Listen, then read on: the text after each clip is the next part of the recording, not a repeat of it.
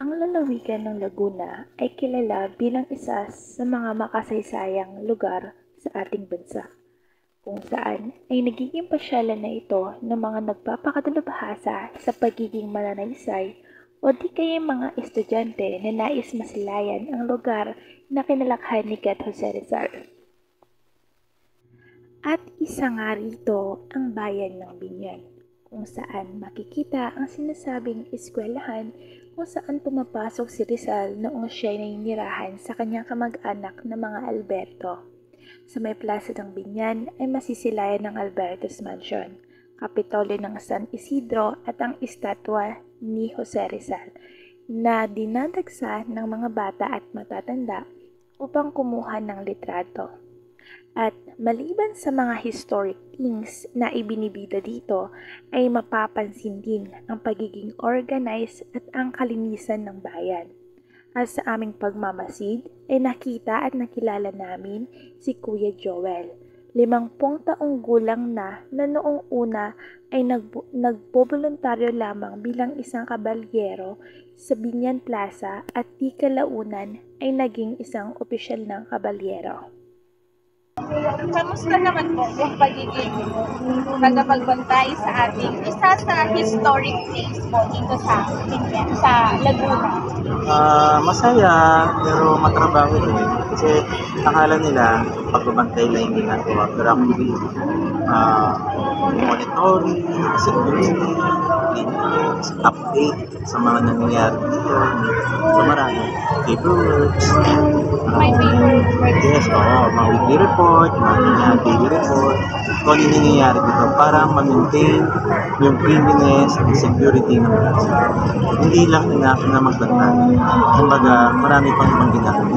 So far po is, ano po yung gusto nyong sabihin sa mga mamayan, sa mga kabataan na for the cleanliness po, to keep the cleanliness po? Sabi kasi mga kabataan. Kumbaga, hindi naman lahat ng kabataan nowadays, yung iba, they are very good inside the classroom. Diba? Pero when applying outside, hindi naman gagawa. So, bilang isang kabalyero po, ano po yung, if there will be a chance para magbigay po kayo ng isang rule para po doon sa pagiging activities, ano po yun? Rules? Ano yung bigay mo kanila ng rules? Madaming rules eh. Siguro ang wish ko lang sa kanila, they should have an open mind. Diba?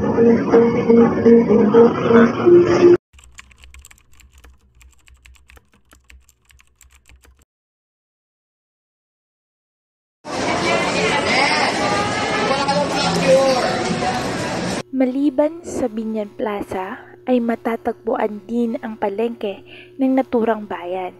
Dito ay nakipanayam kami sa mga tindera kung paano sila nakakatulong sa pagpapanatili ng malinis na kalikasan sa pamamagitan ng kanilang mga munting negosyo.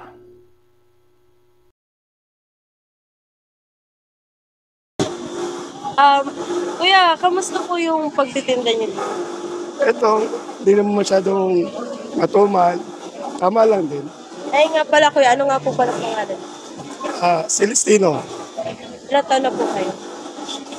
48. Gano'n na po kayo katagal dito nagtitinda? Na rin. 30 mga ganun.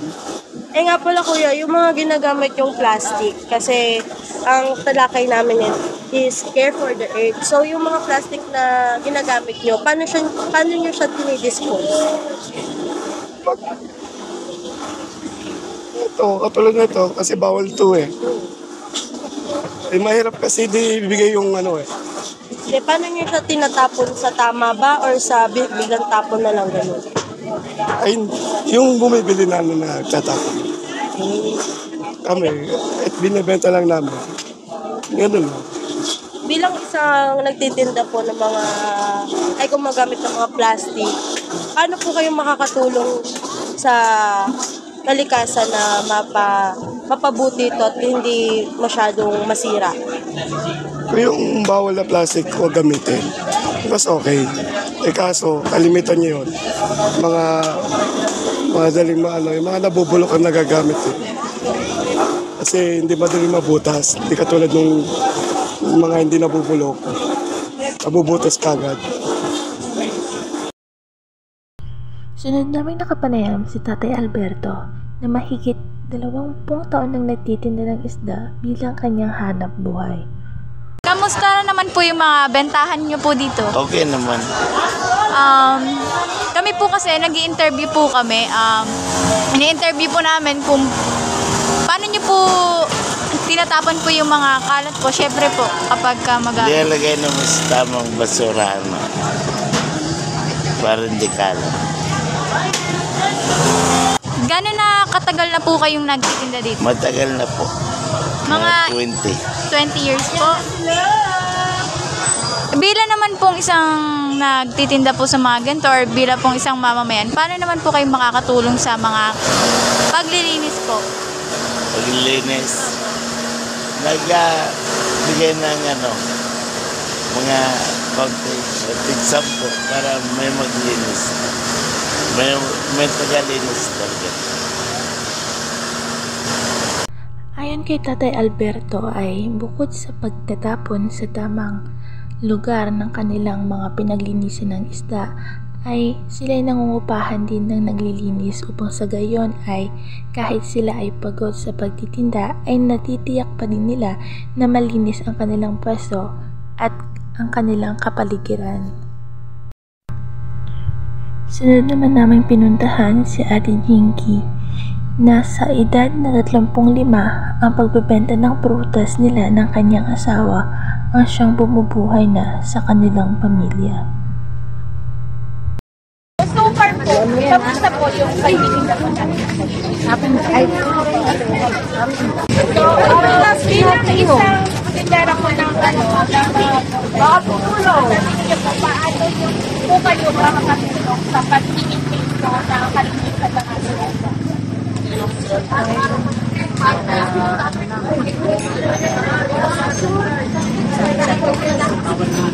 sarap yan.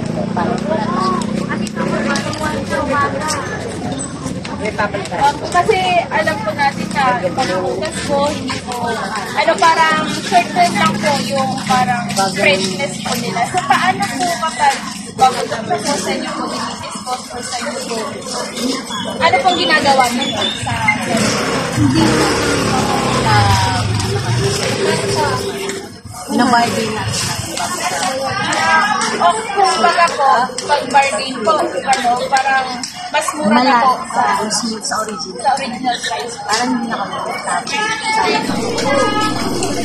Panawagan din ni Ate Jinky sa mga magulang na maging modelo sa kanilang mga anak kung paano alagaan ang kalikasan at ipakita sa kanila ang pagpapahalaga nito. Sa simpleng pagtatanim ng mga puno at halaman ay napapakita natin ang pagpapahalaga dito. Ganun din ang paggamit ng wastong tubig, pagtatapon ng mga basura sa tamang lugar, pagiging masinop sa mga pagkain at pagiging responsableng tao na sumusunod sa mga patakaran ng ating gobyerno sa pagpapanatili ng kagandahan ng ating inang kalikasan.